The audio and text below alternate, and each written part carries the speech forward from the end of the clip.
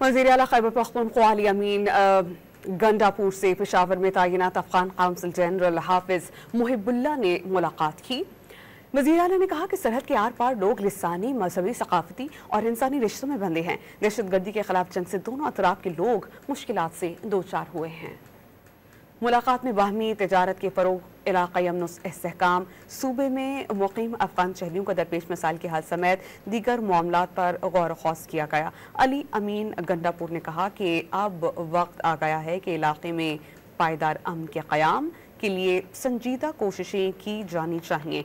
हुकूमत इस सिलसिले में अफ़गान हुकूमत के साथ एक जरगा मुनाक़िद करके मसाइल हल करने का इरादा रखती है। अफ़गान काउंसिल जनरल हाफिज मुहिबुल्लाह ने कहा कि पाकिस्तान ख़ुसूसन खैबर पख्तूनख्वा के अवाम ने कई अशरों तक अफ़गान मुहाजिरीन की मेहमान नवाजी की। हम इस मेहमान नवाजी के लिए पाकिस्तान ख़ुसूसन खैबर पख्तूनख्वा के अवाम के मशकूर हैं।